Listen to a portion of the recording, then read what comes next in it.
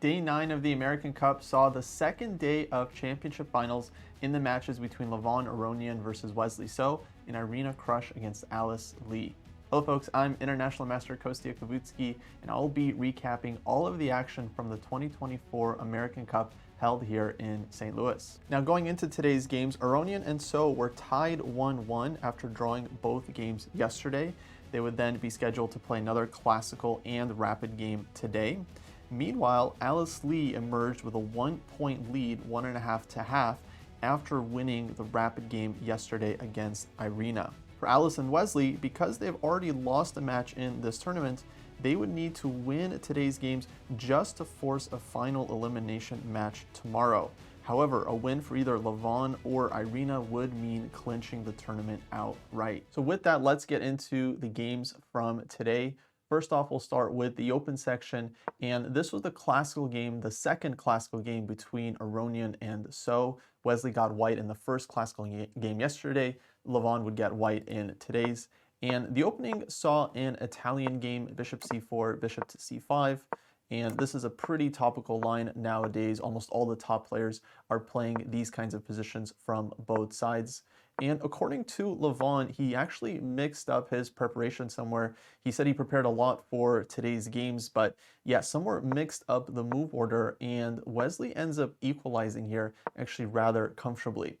He uses this maneuver queen b8, queen a7. This is, of course, has been well known now for a couple years. And after bishop e3, takes, knight e7, a4, knight to g6. Black was essentially able to solve all of his problems here quite comfortably. Takes, queen a6 is played.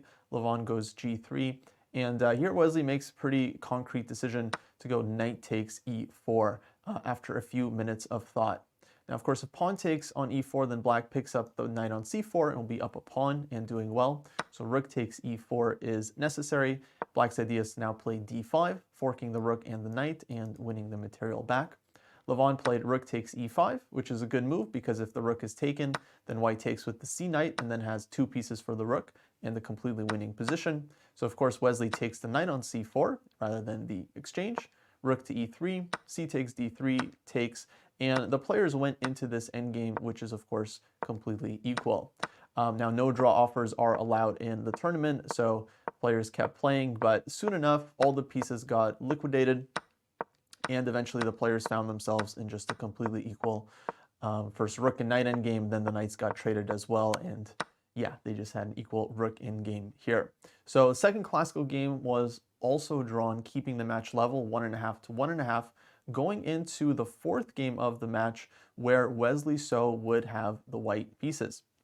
He starts off with d4, and Levon plays the Nimzo-Indian, queen c2, castles, and Wesley plays his trusty system with e4. He's used this one quite a number of times in his career, generally with very, very solid results.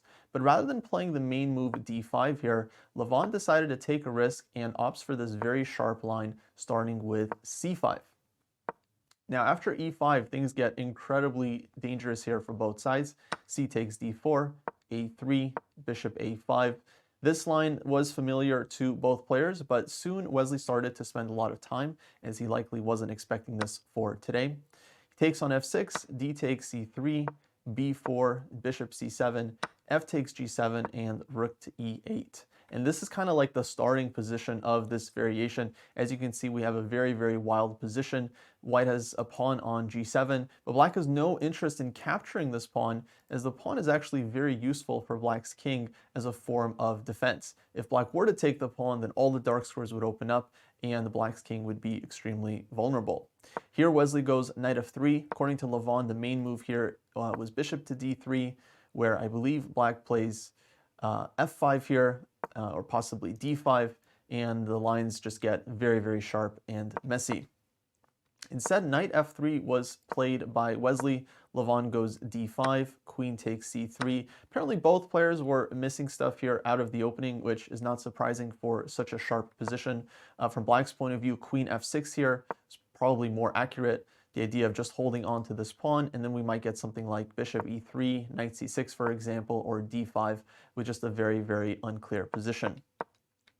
d5 was played, and now Wesley maybe had a chance to seize the advantage himself with the move knight to g5.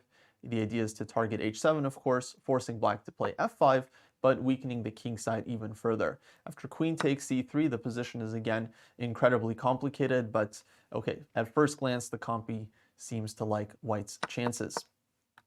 Queen takes c3 was played by Wesley, but now after e5, it does feel like black was getting the fighting chances that they were looking for in this opening. Now black's pawns are very, very strong in the center. C takes d5 is played. Levon continues e4, knight d4, and now bishop to e5. Bishop to b2, logical play from white, knight d7, bishop to b5, pinning this knight before it has a chance to go to b6 or f6 and go after white's d5 pawn. Levon here plays a6, and now Wesley makes a very surprising decision to go bishop takes d7. Now at this point, Wesley was already a little bit behind on the clock, 8 minutes versus 14, likely already feeling a bit uncomfortable. Bishop a4 was the top engine suggestion, just keeping the bishop, and in case of b5, the bishop can drop back to b3. Once again, the position remains complicated. For example, queen to g5 for black, followed by b5, knight f6, and obviously all three results are very possible here. After bishop takes d7, and castles, now Levon had a golden opportunity here to play the move bishop to b5, but he simply underestimated the power of this one. The idea after white moves the rook is to plant the bishop on d3, queen takes d5 is coming, and black's two bishops along with the pawn on e4 are very, very strong here. This was missed. Instead, Levon played the move queen h4, which is incredibly natural, threatening mate, provoking g3, and Levon here starts playing on the light squares. f4, nice move by Wesley to fight against black's pieces. If en passant, then white could play queen takes f3 and have a fantastic idea here of mate in one with queen takes f7. So this would not be good for black. Instead, bishop f6 was played. Levon just drops back. Queen e3, bishop g4, rook f2, rook d8, and definitely this position felt very, very nice for black as white has to take care of the king, especially the light squares in the long turn. Knight to b3 is played, and now Levon finds a very, very nice move. Rook takes d5, grabbing a pawn with the idea that if bishop takes f6, black has rook to d3, winning the piece back, and then eventually this e-pawn will start advancing, and after e3, things can get very, very scary here for white. So after rook takes d5, Wesley goes rook to e1, and to his credit, he was defending this very, very well here. After rook takes b2, queen h6, rook d2, queen to d6. Technically, this position is very, very close to equal, but with still some play left on the board. As obviously both kings have potential weaknesses now with material coming off, both kings rather exposed. Bishop f5 was played, knight f1, bishop h3, knight to d2, and now Levon avoids the repetition with bishop f5 and just continues the game with the move rook to e6. And this is actually quite a clever move because earlier, instead of knight f1, white also could have played knight f3, for example, taking advantage of the pin on the e-file and then bringing the knight to a square like e5 or g5. But now in the game, after black has the chance to put the rook on e6, of course the rook is defended, knight f3 no longer possible. Rook to c1 was played by Wesley. Levon finally plays king takes g7, taking this pawn. Rook c5, queen to d3. And now this endgame would be very, very close to equal after takes and e takes d3. With rook to e2 coming, white would have to play rook to e5 here and stop this. And after takes, king g6, for example, or many other moves, basically this endgame would likely result in a draw. However, Wesley starts with rook to g5 check, and Levon sets a very, very sneaky trap here. He plays the move king to f8, and now white is basically okay. Once again, queen takes d3, followed by rook to e5, would keep the game equal. The move king to f2 here was also fine, but Wesley makes a very inexplicable blunder, queen c5 check, likely just forgetting about the fact that black has this move rook to d6 in response. Of course, there aren't many other moves here for black. If king to e8, then of course rook to g8 check is going to be a big problem. And after queen to c5, if queen d6, well then minimum white can trade queens on d6, pick up the e4 pawn, and now it's white who is playing for the win with the extra pawn. But after Levon's move rook to d6, all of a sudden white has no follow-up. The c8 square is covered by black's bishop, and the knight on d2 is hanging. But what to do? If this knight moves away, for example, knight to c4, there's queen f1 mate on the board. So all of a sudden, after rook to d6, white simply doesn't have a move. The knight is just hanging. The rook is well defended. The knight can't move because of mate. And white simply has no threats, no counterplay, nothing to do with this rook. And all of a sudden, it's just lost. Wesley tried rook to h5, but this was not enough. After queen takes d2, rook takes h3. The problem is that white's king is just way too weak here, and with the heavy pieces on the board, black just needs to unpin and will be able to set up a quick mate, and Levon does just that with the move b6. Now the point is he's hitting the queen, and if the queen plays queen c8 check, for example, after rook to d8, white has no more checks. And next is queen to e1 from black, followed by rook to d2 mate, and that's it. White is just lost. So in view of this, after b6, Wesley resigned the game, allowing Levon to win the match and clinch the American Cup, becoming the 2024 champion. Moving on to the women's section, we'll start with the second classical game in this match, with Alice having the white pieces. Once again, Alice took a lead in this match 1.5 yesterday, and we need to win at least one of the games today in order to win the match and force a final elimination playoff. Irina here, playing for a win, likely goes for a very complicated line starting with c5 and e5. In this position, we essentially get a kind of closed Benoni structure where white has more space, but all the pieces stay on the board and the position remains complicated for a very long time. Definitely a very good choice when you're playing for a win with the black pieces. Alice handled the opening fine, knight g3, bishop d3, knight comes back to e2, bishop h6, the sides traded off dark squared bishops here, queen d2, rook h8, and generally speaking, it's kind of double-edged when these bishops come off. Of course, the bishop on g7 can be a real problem piece for black in these structures, like King's Indian Benoni style, where the bishop is bad and white's dark squared bishop is good. On the other hand, the bishop is also an important defender, and sometimes black starts suffering on the dark squares when they miss this bishop. In the game, what happened was a3, king f8, Alice castles queenside, Irina puts the king on g7, and we essentially get a position with opposite sides castling and one that was very, very sharp. Here both sides start their counterplay, g3, a6 from black, f4, knight to g4, and what ends up happening here after rook f1, takes, and knight df6, it's actually Irina that starts taking over the king side. However, she misses a very interesting idea here that was pointed out by the engine.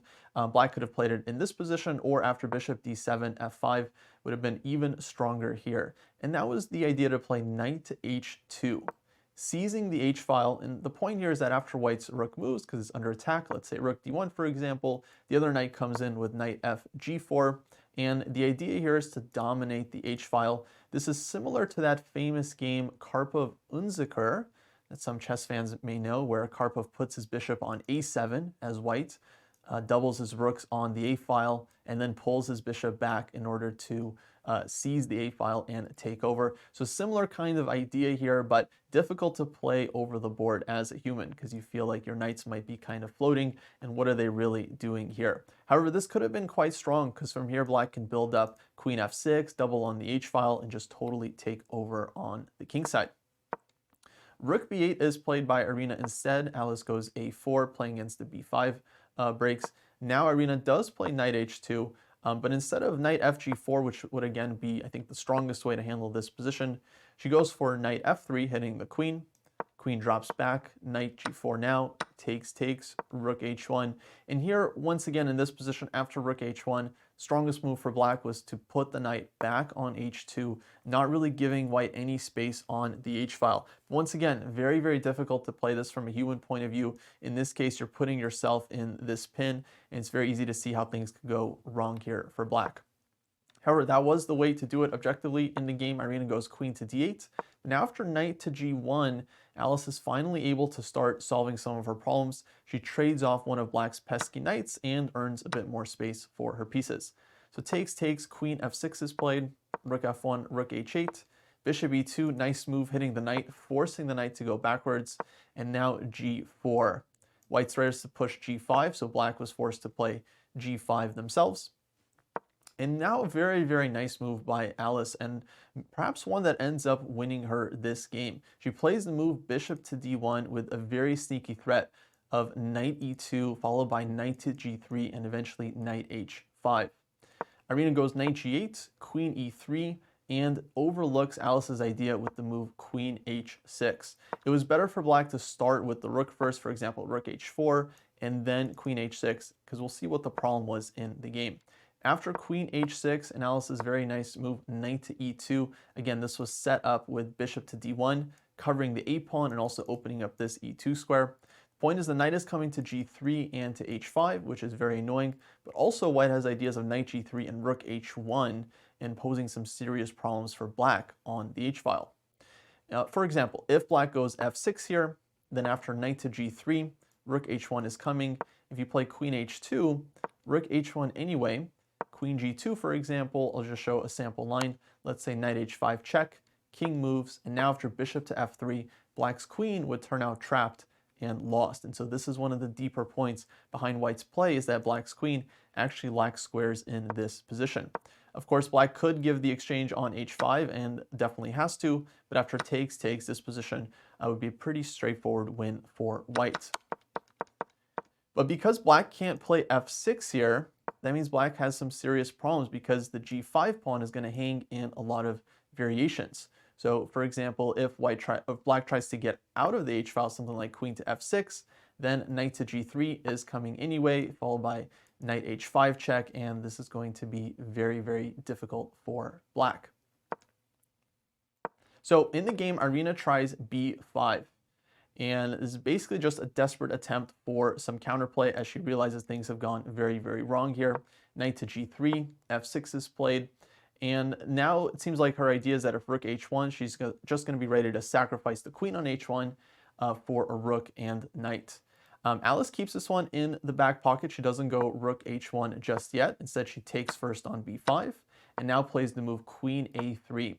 The idea to infiltrate on the other side of the board, because queen a7 is a huge threat going after the bishop.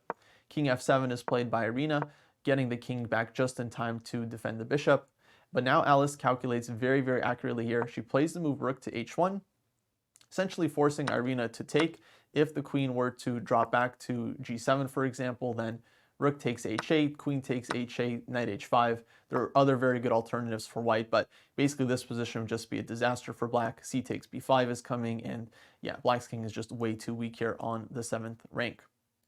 So Irina's forced to give up the queen. After takes, rook takes h1, c takes b5, another very nice move from Alice, sacrificing the bishop on d1. But after rook takes d1, king a2, it turns out that black is not equipped to stop this b-pawn and cannot give up one of her minor pieces.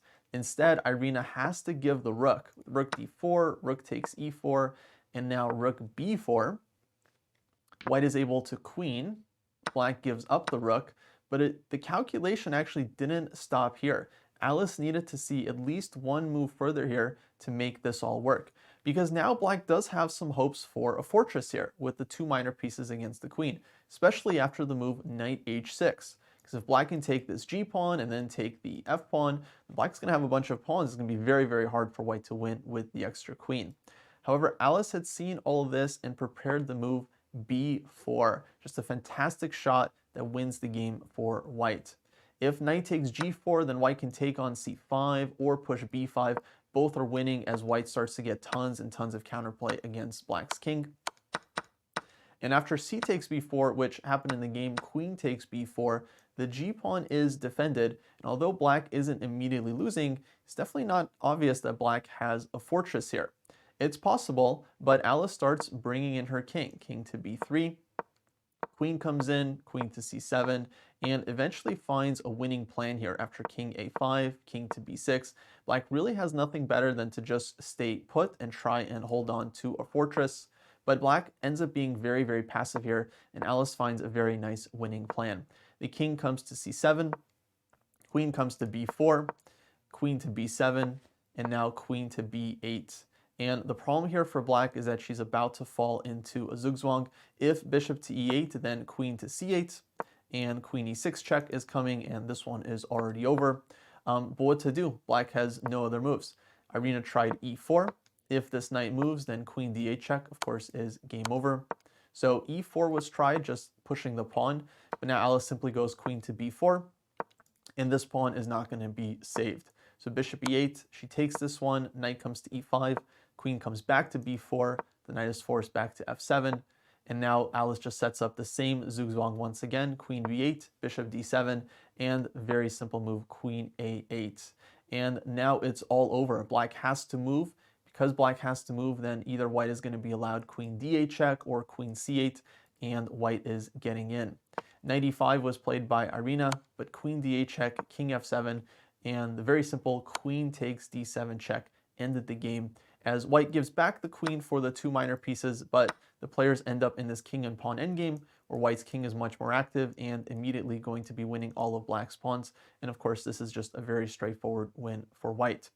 And what this means is that Alice has earned herself a final elimination playoff match against Irina in tomorrow's day 10 of the American Cup. We've seen Alice and Irina in both of the previous finals in this event, the previous 2 years. Irina ended up winning both of those finals to become the champion. This is the first time that Alice Lee has actually won a match against Irina, and so she'll have another chance tomorrow. Of course, because Alice was eliminated earlier in the tournament from the champions bracket, she now has to win 2 matches to win the title. But tomorrow, she and Irina will play a 4-game rapid match. The format will be the exact same as we've seen in previous elimination matches before. So 4 games of rapid, followed by a blitz playoff of 2 games if everything is still tied. So it's going to be a very exciting final tomorrow as Alice tries to complete the comeback, defeat Irina, and win her first American Cup. I'll be looking forward to it. I'll be back here for that final recap. Hopefully you folks will watch as well. Until next time, this has been International Master Kostya Kavutskiy signing off.